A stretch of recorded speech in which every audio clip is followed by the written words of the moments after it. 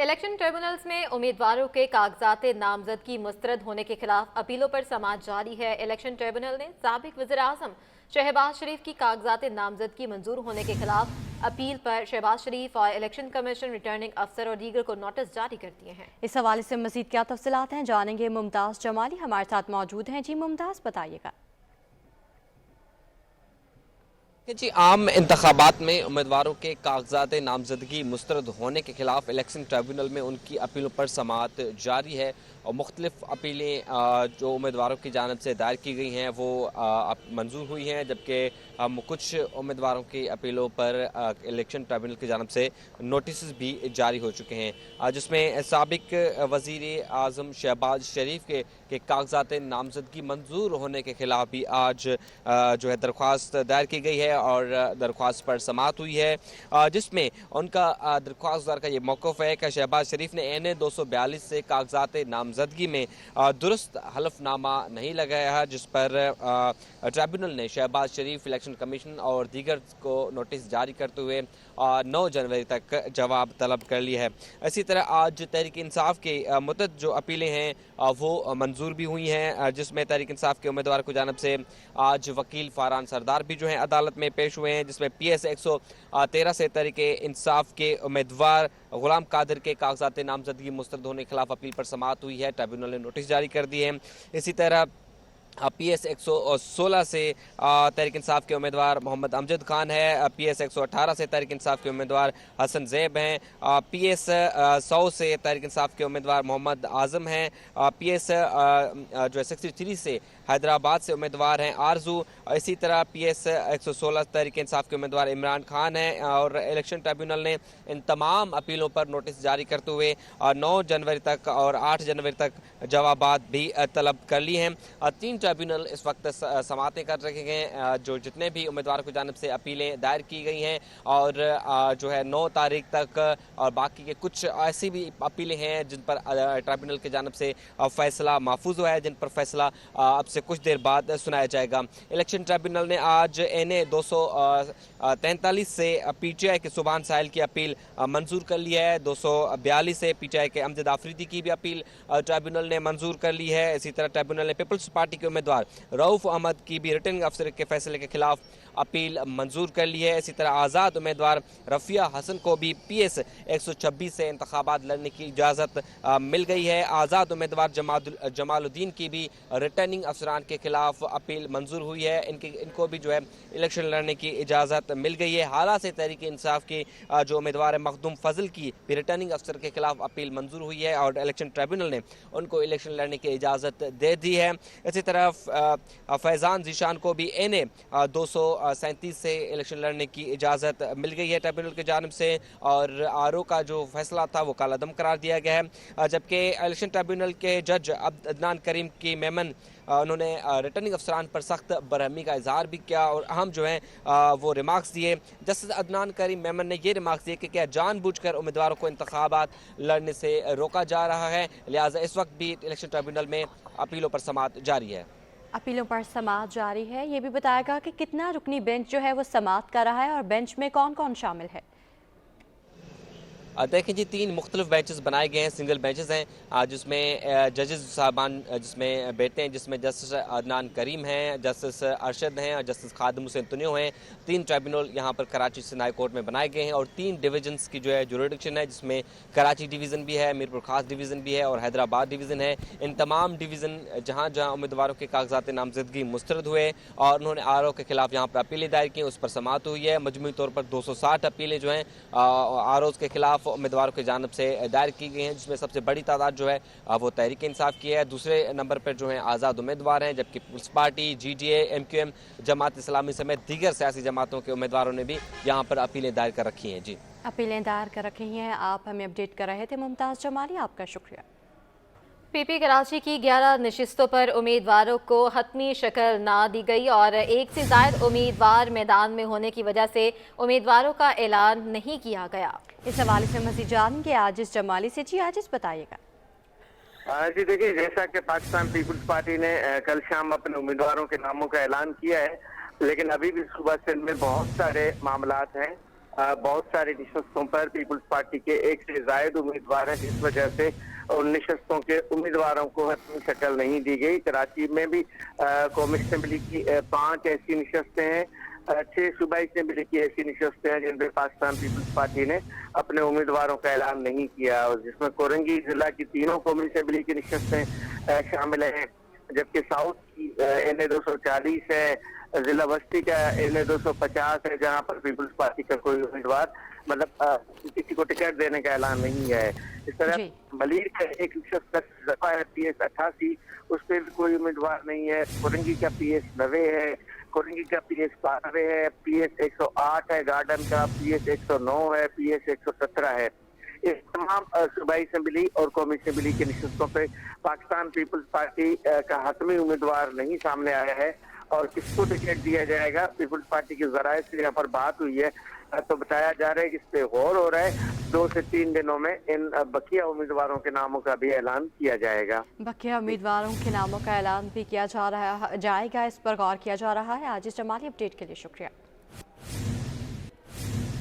मली टाउन में नए साल कौन कौन से काम होंगे, चेयरमैन बल्दिया मली ने सब कुछ बता दिया। फंड्स की कमी है, लेकिन मासी में किए गए कामों का इस साल रिकॉर्ड तोड़ने का आज़म है। जुनैद जावेद हमारे साथ मौजूद हैं, अपडेट करेंगे। देखिए जी, 2023 तो गुजर गया है और अब 2024 शुरू हो चुका है। 2024 की पहली OZT जो है वो बल्दियाती इदारों के अकाउंट्स में आ चुकी है। इस वक्त हम मौजूद हैं मली टाउन में। मली टाउन में जब डिस्ट्रिक्ट था तो डिस्ट्रिक्ट के निज़ाम में भी जो है वो पाकिस्तान पीपल्स पार्टी से जान मोहम्मद बलोच डिस्ट्रिक्ट चेयरमैन थे। ताहम अब जब टाउन है तो टाउन के निज़ाम में भी जो है जान मोहम्मद बलोच एक मरतबा फिर चेयरमैन आए हैं। तो ये पूरा जो नया साल आ रहा है जानू साहब अब आ चुका है, बल्कि तो आपकी क्या अज़म है, क्या क्या काम नए करवाने जा रहे हैं? बड़ी बुरी सूरत हाल है इलाके। देखें, अल्हम्दुलिल्लाह जब हम डिस्ट्रिक्ट पीपल कॉरपोरेशन मलीर के चेयरमैन थे तो हमने अपने अवाम के साथ जो वादे किए थे उस वक्त भी हमने बढ़ चढ़ के काम करवाए पाकिस्तान पीपल्स पार्टी की जानिब से। इस दफ़ा आपका जो सवाल है 2024 वाला कि इंशाअल्लाह ताला क्लिक के तवज्जुह से हमारे पास 10 यूनियन काउंसिल हैं। 10 के 10 के अंदर हमने मेगा प्रोजेक्ट्स लिए, जिसमें बड़े रोड्स हैं और जिसमें स्कूल्स हैं, जिसमें प्लेग्राउंड्स हैं और जिसमें कहीं कहीं पानी का भी इशूज़ है और कहीं कहीं डिस्पेंसरी का भी है। ये सारी चीज़ें हमने इंशाअल्लाह ताला 2024 में इसको हम बड़े पैमाने पे इसको लेके आ रहे हैं इंशाअल्लाह ताला। जी बिल्कुल, नए साल में नए तरक्याती कामों का जो है वो अज़म किया जा रहा है और इस साल के अंदर जो है न सिर्फ रोड बनवाए जाएंगे बल्कि पार्क्स को डेवलप किया जाएगा, ग्राउंड्स को डेवलप किया जाएगा और उसके साथ साथ नए स्कूलों के साथ साथ जो है वो सेहतमंदाना माहौल फराहम करने के लिए भी जो है वो इक़दाम उठाए जाएंगे। जी, आम इंतखाबात की तैयारियां तेज हो गई हैं। मारूफ ताजर और PS 126 से पीपल्स पार्टी के उम्मीदवार वहीद मेमन अवाम की खिदमत के लिए पुरअज़्म हैं। कहते हैं अब कारोबारी सरगर्मियां महदूद और अवामी मसाइल का हल तरजीह होगा। इस हवाले से मज़ीद जानेंगे वसीम इफ्तिखार से। आज बिल्कुल सियासी जमातों की जानिब से इंतखाबात 2024 की तैयारियां जो हैं वो ज़ोर शोर से जारी हैं और इस इंतखाबात की ख़ास बात यह है कि इस बार कराची से बड़ी तादाद में जो है वो बिज़नेस कम्यूनिटी मुख्तलिफ सियासी जमातों की तरफ से जो है वो इंतखाबात में हिस्सा ले रही है। इस वक्त मेरे साथ मौजूद हैं वहीद मेमन। इनसे जानते हैं, वही साहब आप चूँकि ताजिर हैं, मशहूर ताजिर हैं, और क्या वजूहात हैं आप इलेक्शन में हिस्सा ले रहे हैं? कराची की आवाम इस वक्त बेहद परेशान है, अच्छे लोगों की कमी है, अच्छे लोग अपनी कारोबारी मसरूफ़ की वजह से आगे नहीं आते। लिहाजा हमने फ़ैसला किया चंद लोगों ने मिलके कि हम अपने कारोबारी मसरूफियात को महदूद करेंगे। जिस तरह हम इलेक्ट्रॉनिक्स मार्केट और ताजिर बरादरी की और तमाम बरादरियों की खिदमत करते रहें, अब हम अपना दायरा कार वसी करेंगे और कराची की आम आवाम के हालात, उनके मसाइल को हल करेंगे। हम इस शहर में पिछले 30 साल से सोशल काम कर रहे हैं, फलाई काम कर रहे हैं, हमें एक एक चीज़ पता है। तो इंशाल्लाह जो डिलीवरी हम दे सकेंगे एक अच्छा कम्बिनेशन बनेगा। अगर हल्के की आवाम ने हमें मुंतखब किया, मेयर कराची के साथ मिलकर, सिंध गवर्नमेंट के साथ मिलकर इस शहर की, इस हल्के की PS 126 की इंशाल्लाह किस्मत बदल देंगे इंशाल्लाह हम। जी बिल्कुल, ये थे वहीद मेमन जिन्होंने अपना एक्शन प्लान बताया है। उनका कहना है कि ये ताजिर तो हैं लेकिन अब चूँकि ये PS 126 के उम्मीदवार हैं और उनका ये कहना है कि कामयाब होने के बाद ज़रूर ये अपनी जो कारोबारी सरगर्मियाँ हैं उसको महदूद करके जो फलाही काम हैं उनको बढ़ चढ़ कर करेंगे, ताकि आवाम को जो दरपेश मसाइल हैं वो हल कर सकें। जी, हल्के ने 243 डिस्ट्रिक्ट के माड़ी 2 मसाल का गढ़ बन गया। इलाके में 3 साल से गैस गायब है। गैस के मीटर ना होने के बावजूद बिल घर पहुंच जाते हैं। मजीद बात करेंगे मोहम्मद हमाद से। जी हमाद, बताइए। देखिए, इस वक्त मैं मौजूद हूँ डिस्ट्रिक्ट किमाड़ी के हल्का NA 243 किमाड़ी 2 में, जहाँ पर जो है पानी, बिजली, गैस और सड़कें टूट फूट का शिकार होने के साथ सबसे बड़ा मसला जो है यहाँ पर वो गैस का है। 3 साल से यहाँ पर गैस नहीं आ रही। यहाँ पर इलाके में जब हम सर्वे करने पहुँचे तो हमने देखा कि गैस के जो मीटर हैं वही यहाँ पर गायब है, लेकिन जो है बिल यहाँ पर जो है 6-6 हज़ार 7-7 हज़ार जो है गैस के यहाँ पर आ रहे हैं। हमारे साथ यहाँ पे इलाका मकीन मौजूद है, किस तरीके से वो गुजर बसर कर रहे हैं गैस ना होने की वजह से, पानी ना होने की वजह से, आइए इन्हीं से जानते हैं। मीटर चोरी करके चले गए। अभी जब भी बिल आता है इतना बिल आता है, 3,000 4,000, अभी 9,000 रुपये बिल आया। आज नहीं भरेंगे हम लोग। गैस आ रही है? नहीं आ रही है, कहाँ से आएंगी गैस? कितने सालों से गैस नहीं है? 3 साल हो गए, 3 साल हो गए गैस नहीं आ रही है। गैस 3 साल से नहीं आ रहा है। पानी को तकरीबन 1 साल हो गया और पानी देने वाले भी इसी गली के हैं, लेकिन हमें पानी नहीं मिल रहा है। अभी हमने सुना है कि जी 1-2 दिन पानी आ जाएगा, लेकिन नहीं आना है, कुछ भी नहीं होना है इस मुल्क के अंदर। क्यों कि यहाँ पे किसी की जो है ना इजाज़तदारी कायम तो है ही नहीं। देखिए, ये इलाका मकीन है किमाड़ी के, जो कि काफ़ी परेशान हमें दिखाई दे रहे हैं। मेरे कैमरामैन जो है शकील आपको दिखाएंगे। ये गैस की पाइप तो यहाँ पर लगे हुए हैं, लाइन भी है, लेकिन यहाँ गैस के मीटर गायब है जो कि चोरी हो चुके हैं। लेकिन हज़ारों रुपए का बिल जो है वो इनको यहाँ पर हाथों में थमा दिया जाता है। ये कैसे जो है वो बिल अदा करेंगे? ये जो इलाका है वो ज़्यादातर गरीब तबका यहाँ पर रहता है। इनका यही जो है इनकी यही परेशानी है कि वो किस तरीके से जो है इस बिल को अदा करेंगे। साथ ही साथ पानी का मसला, सेवरेज का मसला और सड़कें जो है यहाँ पर टूट फूट का शिकार है, लेकिन इनकी यहाँ पर कोई भी नहीं सुनता। पिछले 5 साल के दौरान यहाँ पर कोई भी ऐसा जो है उम्मीदवार या कोई शख्स नहीं आया हो जिन्होंने इनके मसाइल को सुना और इनका यहाँ पर जो इस इलाके में बेहतरी के लिए कोई काम किया हो। जी, नाज़माबाद हल्का NA 250 के मकीन बिजली की घंटों लोड शेडिंग से परेशान हो गए हैं। कहते हैं आने वाली इंतजामिया से भी कोई उम्मीद नहीं है। मजीद बताएंगी इस हवाले से आयमा खान।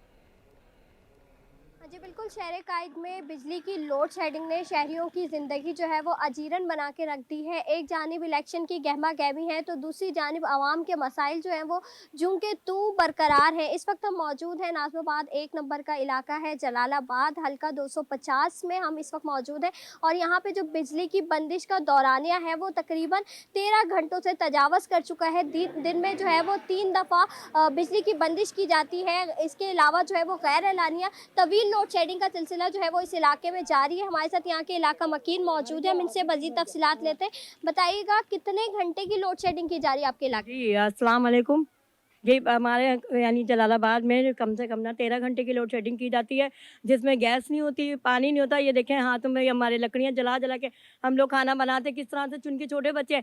और फिर जब ये लोड शेडिंग वाले बिल इतने लंबे लंबे भेज देते और फिर ना उसके अलावा भरने के बावजूद कि मेरे बच्चे ने भरा बिल, उसके बावजूद काट के चलेगा। ये कोई तरीका नहीं है काटने का, ठीक है। और ना इतना परेशान है ना, ये सर्दी है तो लो बर्दाश्त कर रहा है थोड़ा बहुत बंदा। सर आप हमें बताइएगा कितना बिल आ रहा है आप लोगों का? यहाँ का तो बिल जो है ना बेइंतहा है, सही है ना, इसका कोई हिसाब नहीं है। कहीं 10,000 कहीं 20,000, सही है। लाइट है नहीं और बिल जो है ना भरपूर है। क्या कहेंगे, इलेक्शन होने वाले, पुराने जो लोग थे उन्होंने आप लोगों के मसाइल कितने हल किए और अब नए आने वालों से कितनी उम्मीद है? ना पुरानों से उम्मीद थी ना नयों से उम्मीद है, क्योंकि आवाम का कोई भी रखवाला नहीं है। अच्छा ये बताइएगा, लाइट नहीं होती आप लोग गुजारा कैसे करते? बस अल्लाह तवक्कल करते हैं, बैटरियों के ऊपर, UPS के ऊपर, जनरेटर के ऊपर। जिसके पास अल्लाह पाक ने तौफीक दी वो जनरेटर चला रहा है, जिसके पास कम है वो बैटरी चला रहा है, कोई मोमबत्ती जला रहा है। बस अल्लाह तवक्कल अपना गुजारा कर रहे हैं। जी बिल्कुल, जैसा कि आपने सुना हमारे साथ नाज़माबाद 1 नंबर के इलाका मकीन जो हैं वो मौजूद थे। इनका यही कहना है कि इस इलाके में जो है वो बिजली की तवील लोड शेडिंग की जा रही है, जिसके बायस खासी मुश्किलात का सामना है। भारी भरकम बिलों की अदायगी के बावजूद जो है वो इन्हें बिजली की फरहमी जो है वो मुअत्तल की गई भी है इस इलाके में। जी, कराची के हर इलाके के मसाइल एक जैसे हैं, चाहे पोश इलाका हो या मज़ाफ़ाती इलाके। गैस न आना और गटर उबलने का मसला शहर के हर हल्के का मसला बन गया है। ऐसे ही मसले पर NA 238 से हमारे नुमाइंदे अयाज राना रिपोर्ट कर रहे हैं। जी अयाज। जैसे हम देखते हैं कि शहर भर से हमने जो है वो इलेक्शंस आने वाले हैं और रिपोर्टिंग जो है वो की जा रही है, बताया जा रहा है कि हल्के के जो लोग हैं उनके क्या मसाइल हैं। उसके साथ साथ जब से मौसम सरमा शुरू हुआ है कि लोगों का कराची के शहर का सबसे बड़ा मसला जो है वो गैस की फरहमी का मसला है। लोगों को गैस मैसर नहीं है।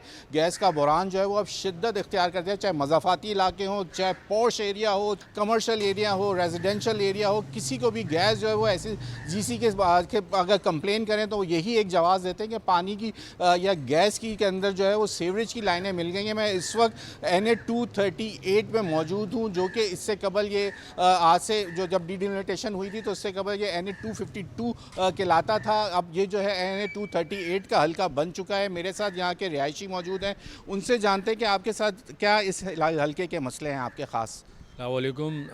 सबसे पहले ये है कि यहाँ गैस का बड़ा इश्यू है, ठीक है। यहाँ गैस नहीं आ रही, वो बोल रहे हैं जितनी कंप्लेनें हमने की हैं कह रही है लोड शेडिंग हो रही है, लेकिन 1 मिनट के लिए भी यहाँ गैस नहीं आ रही। और उसकी वजह यह है कि यहाँ सीवरेज की लाइन बहुत ज़्यादा बढ़ गई है, तो उसकी वजह से पानी वो कह रहे हैं गैस लाइन, तो ये उनका इदारों का काम है, आके काम करें। हम तो कंप्लेन करवा के थक गए। ये एक तो एक मसला है जो कि घरों का मसला है, जो कि रिहायशी जो लोग हैं उनको यहाँ गैस जो है वो बता रहे हैं कि 8वां दिन है। ये कराची कोऑपरेटिव हाउसिंग सोसाइटी का एरिया है यहाँ पे, और मेरे साथ लोग मौजूद हैं, उनसे जानते हैं। आप बताइए कि यहाँ पे एक तो गैस का मसला जो रिहायशी बता रहे हैं, आप किस मसले से दो चार? हम इस मसले से हैं कि यहाँ हर वक्त पानी भरा रहता है, गटर लाइन भरी रहती है।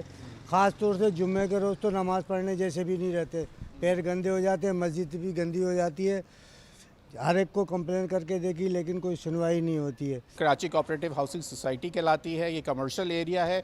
यहाँ गैस एक सबसे बड़ा मसला है। उसके बाद जो गटर लाइनों का जो है वो मसला जो है NA 238 का हल्का, उस पर यह बताया जा रहा है इसके अंदर 3 PS हैं, 101, 102 और 103 इस हल्के के अंदर आती हैं। अब चाहे यहाँ पे जो भी पार्टी हैं उससे उनको जो उनके उम्मीदवारान हैं उनके लिए ये एक चैलेंज होगा कि जो ये इन इलाकों के अंदर जो उनके मसाइल हैं उसको अब कैसे हल किया जाएगा। जी, आगे बढ़ते हुए आपको बताएं, पीपल्स पार्टी रहनुमा शर्जील इनाम मेमन की जानिब से कराची के रिहायशियों के लिए खुशखबरी। बसों की एक नई खेप कराची पहुंच गई है। ये बसें पीपल्स पार्टी की सिंध हुकूमत ने खरीदी हैं। मजीद बात करेंगे आजिज जमाली से। आजिज, अपडेट कीजिएगा। जी हाँ, ये कराची के शहरियों के लिए अच्छी खबर है कि पीपल्स बस के काफिले में शामिल होने के लिए 20 मजीद नई बसें यहाँ पर पहुँच चुकी हैं पोर्ट पर। कुछ अर्सा कबल भी 20 बसें आई थी। आज फिर एक 20 बसों की खबर सुनाई है हमें साबिक वजीर ट्रांसपोर्ट और पीपल्स पार्टी के रहनुमा शर्जील इनाम मेमन ने। तो यूँ इस निगरान हुकूमत के दौरान 40 से 45 नई बसें आ चुकी हैं। ये पीपल्स बस हैं ग्रीन कलर की, और ये जल्द ही इनको पोर्ट से शहर में लाकर पीपल्स बस के काफिले में शामिल किया जाएगा। शर्जील इनाम मेमन ने ये कहा है अपने ट्वीट में कि ये पीपल्स पार्टी की साबिका हुकूमत ने ये पूरे फैसले किए थे, ये मुआहदे किए थे बैरूनी ममालिक से।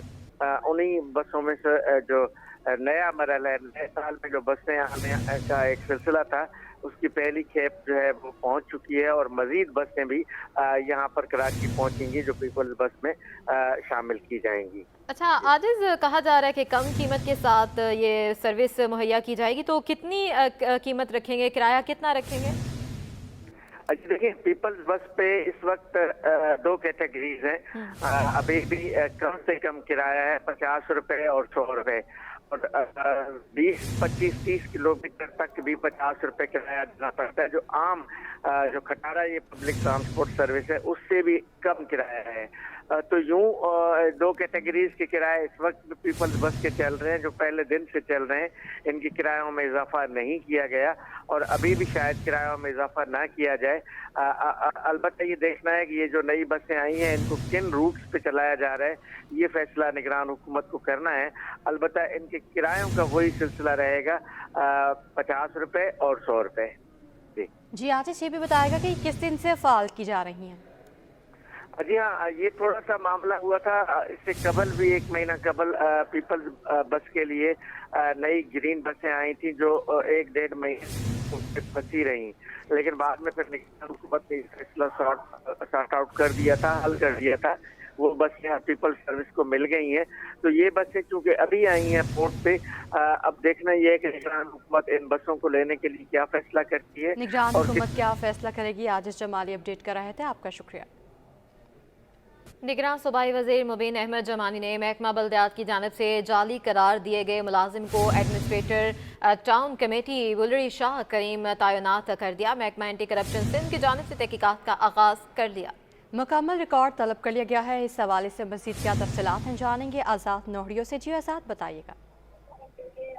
जी बिल्कुल, निगरान सूबाई वज़ीर बल्दियात जो है मुबीन अहमद जमानी ने जो महकमा बल्दियात के अंदर जो जल्द करार दी जाने वाले अफसर को एक बार फिर से उनको एडमिनिस्ट्रेटर जो है बुलंदी शाह करीम टाउन कमेटी तैनात कर दिया है।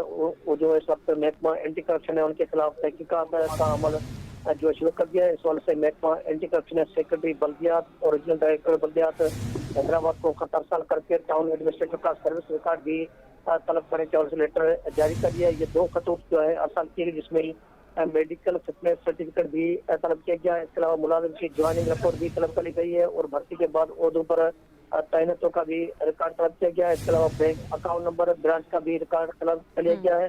इसके अलावा तैलीमी काबिलियत की भी तलब कर ली गई है। ये अकबर अली तायो है जो महकमा बल्दियात के जानब से जाली मुलाजिम करार दिया गया था, लेकिन निगरान सूबाई वज़ीर मुबीन जमानी ने इसको एक बार फिर से नवाजिश करके एडमिनिस्ट्रेटर बुलंदी शाह करीम तैनात किया। मुबीन अहमद जमानी ने निगरान कैबिनेट में शामिल होने के बाद में इनको एडमिनिस्ट्रेटर तैनात किया, लेकिन इस वक्त महकमा एंटी करप्शन ने इनके खिलाफ ताज़ा तौर पर तहकीकात का आगाज कर दिया है। जी आज़ाद नोहरी अपडेट के लिए आपका शुक्रिया। मौसम सर्द होते ही गैस बहरान बढ़ने लगा। घरेलू के साथ कमर्शियल सार्फिन भी गैस की किल्लत से परेशान हैं। होटल मालिकान गैस की दम दस्तयाबी पर LPG सिलेंडर और लकड़ियां इस्तेमाल करने पर मजबूर हो गए हैं। मजीद बताएंगे फरहान खान। सर्द होते ही जो है गैस बुरान जो है वो बढ़ने लगा है। घरेलू सार्फिन के साथ जो है कमर्शियल सार्फिन जो है वो गैस बुरान की जद में आते चले जा रहे हैं, जबकि आज सुबह से ही जो है वो SSG की जानिब से तमाम RNG और CNG स्टेशन को जो है गैस फराहमी मुअत्तल करने का फैसला किया था। इस वक्त जो है वो मैं गुलशन ब्लॉक 13C के अंदर मौजूद हूँ। गैस फराहमी जो है वो सुबह से ही मुअत्तल है, जिसके बायस जो है वो होटल की सरगर्मी को चलाने के लिए यहाँ पे लकड़ियाँ और LPG के ऊपर खाना तैयार किया जा रहा है। इस वक्त जो हमारे साथ होटल के मालिकान भी मौजूद हैं, इनसे बात करने की कोशिश करते हैं। सर मुझे बताइएगा कि कितनी मुश्किलात हो रही है गैस की फराहमी मुअत्तल होने के बाद? सिलेंडर सिस्टम ही चल रहा है हर जगह, तो यही परेशानी का शिकार है सब। गैस की एक तो प्रेशर का मसला होता था, दूसरा इसमें है कि कुछ बचत हो जाती है। जो मामला अपने कि रोज़गार जो इंसान का होता है उसकी जो डेली बुनियाद पे जो चीज़ें होती हैं वो सिस्टम एक निकल जाता है, तो हर कोई परेशान है। तो हम भी ये कि सिलेंडर यूज़ करने आ गए, तो हम इसी पे हमला। और बाकी आपने देखा होगा लकड़ियों पे खाना, ये जो अपना पुराना एक रवाज था उससे, तो खैर कुछ ना कुछ करके तो अपना आवाम गुजारा करेगी। जी बिल्कुल, ये हमारे साथ होटल मालिकान मौजूद है। इनका यही कहना है कि गैस के बहरान के बायस जो है वो इन्होंने कमर्शियल जो है वो अपने गैस मीटर से निकाल दिए हैं, जिसके बाद जो है वो मुकम्मल जो है वो होटल की सरगर्मियाँ चलाने के लिए यहाँ पे जो है वो लकड़ियाँ और LPG सिलेंडर्स का इस्तेमाल किया जा रहा है, जिसके बायस जो है वो शदीद परेशानी का भी शिकार हैं। जी, साल के पहले हफ्ते में पाकिस्तान स्टॉक एक्सचेंज में ज़बरदस्त तेज़ी देखी गई है। एक हफ्ते में 100 इंडेक्स 2063 पॉइंट्स इजाफे से 64,500 की सतह बहाल हो गई है। शेयर्स की कीमत बढ़ने पर एक हफ्ते में मार्केट कैपिटलाइजेशन में 311 अरब रुपए का इजाफा हो गया है। इस हवाले से मज़ीद जानेंगे अशरफ खान हमारे साथ मौजूद हैं, जो अशरफ बताएगा कि मार्केट कैपिटलाइजेशन में इजाफा हुआ है।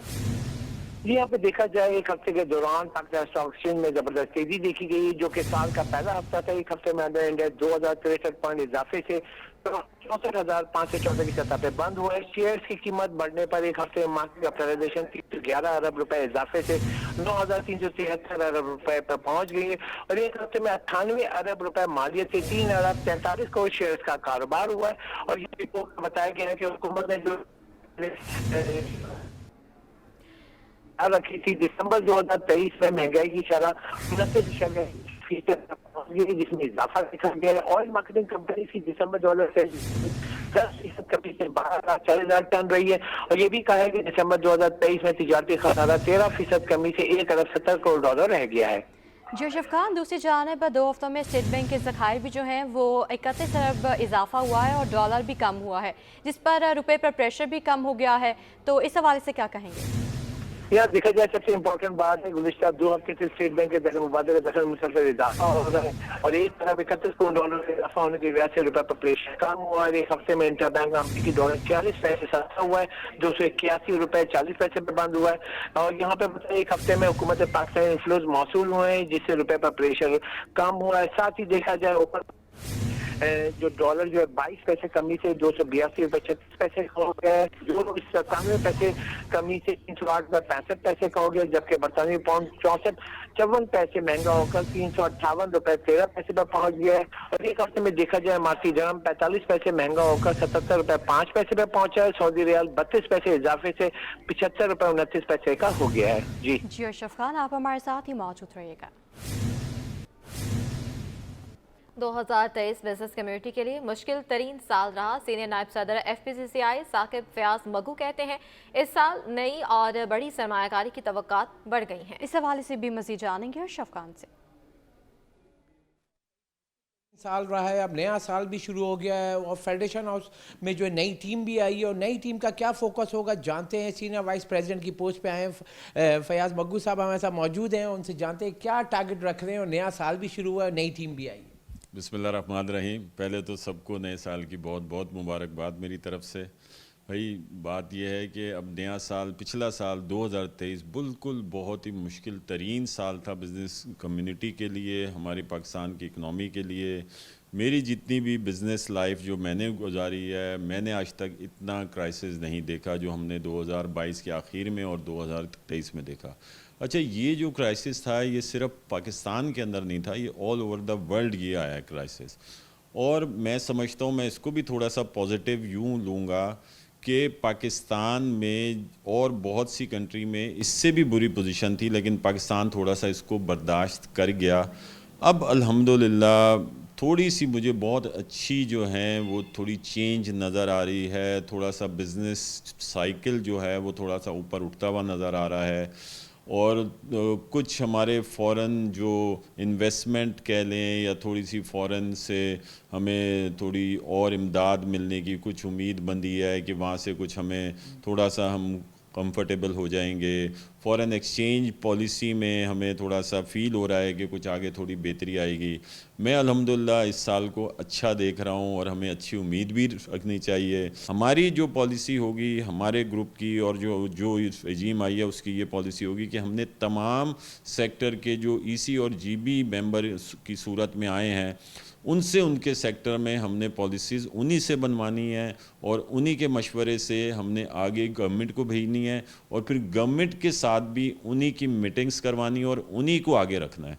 तो इस तरह मेरे ख्याल में बहुत सारी बेहतरी आएगी। एक्चुअल जो इकनॉमी जो पॉलिसीज़ होंगी वो बनाई जाएंगी जो काबिल अमल होंगी उस ट्रेड सेक्टर के लिए भी और हमारी गवर्नमेंट के लिए भी। जी, जैसे कि आपने सुना कि नई टीम जो आई है फेडरेशन हाउस की, अहम फोकस रखा है कि नया साल भी शुरू हुआ है। नया साल जो है 2024 में उम्मीदें हैं कि मईशत दुरुस्त में चलेगी, इसके लिए बेहतर पॉलिसी बनाई जाएगी और लंबे अरसे की पॉलिसी दी जाएगी। जी, हल्का NA 249 के बासी सड़क की खस्ता हाली के बायस परेशान है, कहते हैं घरों के बायस हादसात मामूल बन गए हैं। राबिल अशरफ अपडेट करेंगी। जी बिल्कुल, देखिए इलेक्शन सर पर हैं और मसाइल जो है वो जूं के तू हैं, मसाइल जो है वो कम होने का नाम नहीं ले रहे। इस वक्त भी हम आपको हल्का 249 लियाकताबाद मार्केट 10 नंबर से रिपोर्ट कर रहे हैं। यहाँ पर भी जो है वो पानी, बिजली, गैस का मसला तो हर इलाके में संगीन से संगीन तर सूरत हाल इख्तियार करता ही जा रहा है। हमारे साथ कुछ यहाँ के इलाका मकीन भी मौजूद है, इनसे थोड़ी तफसीलात लेते हैं। यहाँ पर जो काम करने वाले आते हैं वो पैसे नहीं लगाते, वो बस ऐसा खाना पूरी करके और चले जाते हैं। फिर ये थोड़ा सा गटर उबलते हैं, ये रोड फिर टूट जाते हैं। ये 10 दफ़ा बन चुका है रोड, ये ऐसे ही टूट जाता है। जी बिल्कुल, जैसे कि आपने सुना हमारे साथ शहरी मौजूद थे, उनका यही कहना है कि वोट जो लेने हैं, वोट तो लेने बर वक्त आ जाते हैं मगर काम जो है वो नहीं हो पाते, जिसकी वजह से इलाका मकीनों को जो है वो शदीद मुश्किलात का सामना करना पड़ता है। ना सिर्फ इलाका मकीनों को मुश्किलात का सामना करना पड़ता है बल्कि यहाँ से जो मुसाफिर गुजरते हैं, उन्हें हमला खवातीन गुजरती हैं, उन्हें भी जो है वो शदीद मसाइल का सामना करना पड़ता है। जी, कराची में राहत और सुबह सवेरे सर्दी की शिदत में इजाफा हो गया। आइंदा 24 घंटों के दौरान भी मौसम सर्द और खुश्क रहने का इम्कान है। महकमा मौसमियात के मुताबिक शहर का मौजूदा दर्जा हरारत 17 डिग्री सेंटीग्रेड रिकॉर्ड किया गया है, जबकि कम से कम दर्जा हरारत 13.5 डिग्री सेंटीग्रेड रिकॉर्ड हुआ। शमाल मशरिक से 17 नॉटिकल माइल की फ़ी घंटा की रफ्तार से हवाएं चल रही हैं। हवा में नमी का तनासुब 48% है। बढ़ती हुई स्पोर्ट्स इंजरी पर नाजमाबाद के निजी क्लिनिक में 2 रोज़ा सेमिनार का आगाज हो गया है, जिसमें स्पोर्ट्स इंजरी के मसाइल पर माहिरीन अपनी राय का इजहार कर रहे हैं। मसीह जानेंगे जावेद इकबाल से। शहर क़ायद के एक हॉस्पिटल में मौजूद है, जहाँ पर आज स्पोर्ट्स इंजरी और दीगर मेडिकल मसाइल के हवाले से एक सेमिनार का इनेकाद किया गया और ये 2 रोज़ा सेमिनार है जो जारी रहेगा। और हमारे साथ senior orthopaedic surgeon doctor Syed Imran Shah मौजूद हैं जो इस पूरे सेमिनार को देख रहे हैं। हमारे साथ हम इनसे बात करेंगे, सर किस तरह देख रहे हैं, किन उमूर पर बातचीत हो रही है, तिब्बी माहिरीन इसमें मुल्क भर से और दुनिया भर से आए हुए हैं, तो क्या चीज़ें ज़ेर गौर आ रही हैं? देखिए, ये पाकिस्तान का पहला अल्ट्रासाउंड मस्कुलोस्केटल कोर्स है। इस तरह का आज तक कभी पाकिस्तान में होना, मैंने और मेरे कोलीग डॉक्टर यासिर खान ने मिलकर कोर्स को की ऑर्गेनाइजेशन की है। अल्ट्रासाउंड स्कैन का इस्तेमाल करना ऑर्थोपीडिक्स में, यानी कि जिन लोगों को पट्ठों की बीमारी होती है, सूजन होती है या पट्टा फट जाता है, गैर ज़रूरी एक्सपेंसिव MRI स्कैन और CT स्कैन से बचाने के लिए अल्ट्रासाउंड स्कैन का इस्तेमाल करना ना सिर्फ अपने अस्पताल में बल्कि आज हमने कराची से बल्कि पाकिस्तान से मुख्तलिफ शहरों से यहाँ पे लोग आए सीखने के लिए। मेन थिंग इज़ कि लोगों को एजुकेट करना ताकि स्किल को पास ऑन करें। दूसरी बात कि आज का ये कोर्स हमारा एक कॉलेज होता है, रॉयल कॉलेज कहलाता है ऑफ रेडियोलॉजिस्ट UK, वहाँ से रिकग्नाइज्ड है।